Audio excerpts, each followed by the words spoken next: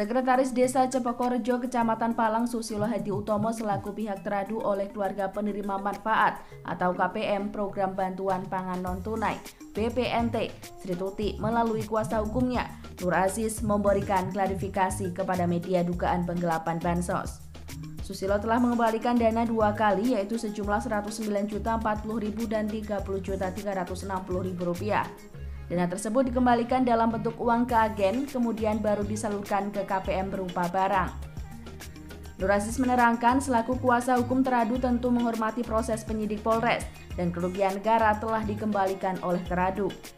Lebih dari itu, setelah kasus ini menjadi pemberitaan viral, maka Susilo hari ini melaporkan KPM atas penyebaran dugaan berita bohong, dugaan laporan palsu, dan terakhir pencemaran nama baik secara tertulis.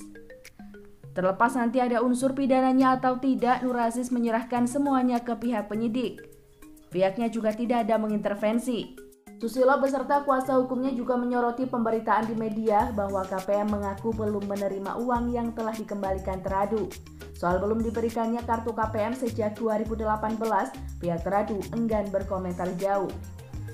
Teradu Saudara Susilo Hadi Utomo yang telah diadukan oleh Bu Sri Tuti dan Sauni, dan hari ini yang pertama adalah kita mengklarifikasi bahwa terhadap pengaduan dugaan penyimpangan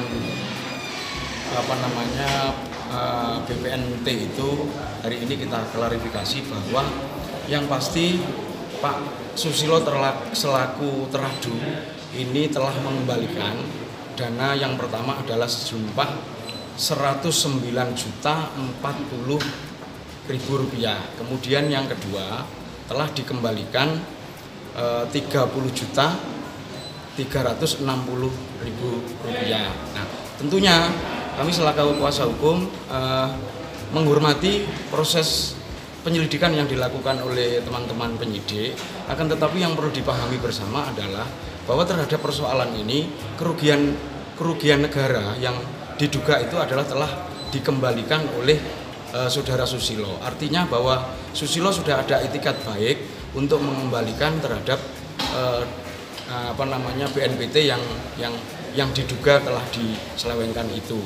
Itu yang pertama. Kemudian yang kedua, berkaitan dengan karena ini sudah menjadi pemberitaan yang sangat viral di media, yang tentunya adalah Mas Susilo juga punya hak yang sama, kemudian Bu Sri Tuti juga mempunyai kedudukan hukum yang sama, sama-sama mempunyai kedudukan hukum yang sama. Pada hari ini kita akan mengadukan dugaan tindak pidana yang pertama adalah berita bohong, penyebaran berita bohong, kemudian yang kedua adalah dugaan laporan palsu, kemudian yang ketiga adalah pencemaran nama baik secara tertulis.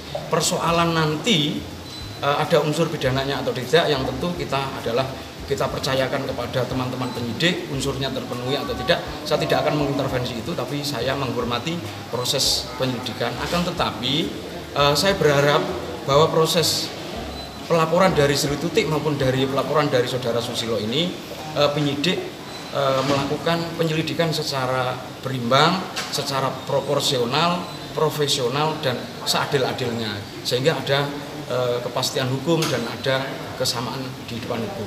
Sementara kuasa hukum KPM Nang Engki Anom Suseno menyilahkan jika pihak Susilo bersama kuasa hukumnya mengadukan balik kliennya. Kendati demikian, apakah pantas melaporkan hal yang sudah jelas terjadi secara virtual, penyelewengan anggaran, kemudian memutarbalikkan fakta? Oh iya, jadi itu hak ya, itu haknya dari terlapor. Kalau dia merasa dicemarkan, ya silakan saja laporan. Cuman kemudian, apakah pantas kemudian melaporkan hal yang sudah jelas terjadi faktual di lapangan, adanya penyelewengan anggaran, kemudian memutarbalikkan fakta? Nah, ini kan nggak benar. Saya berharap penegak hukum juga jeli dalam menanggapi laporan ini, begitu loh, biar masyarakat tetap terjaga. Coba kita kembalikan ke Undang-Undang Tipikor atau misalkan undang-undang yang terkait kerugian negara, gitu kan. Bahwasanya pengembalian kerugian negara itu tidak menggugurkan pertanggungjawaban pidana. Nah, acuan mana yang kemudian dipakai? Apakah SKB ataukah peraturan menteri? Saya pikir hierarkinya akan lebih tinggi undang-undang daripada aturan-aturan itu. Ya, kita lihat bagaimana nanti teman-teman penegak hukum ini memprosesnya seperti apa begitu loh. Ya, silakan saja. Jadi dari 46 saksi itu ini data dari Dinsos, kemudian dari server di kecamatan dicek memang sudah menerima bantuan itu dari tahun 2018. Namun kartunya tidak diberikan sampai di 2020. Pengembaliannya itu sifatnya rapel. Sekarang logikanya begini. Kalau ada seorang yang mengambil haknya teman-teman misalkan, kemudian selama 2 tahun diambil, setelah itu mencuat laporan, kemudian dikembalikan, apakah proses hukum selesai? Nggak bisa dong. Lah kalau proses hukum dibikin seperti ini, kacau ini. Hukum pidana nggak ada alasan pemaaf, apalagi untuk urusan penyelewengan bantuan yang sifatnya sangat urgent begitu loh. Dari Tuban, Tim Liputan Waktu Bang TV mengabarkan.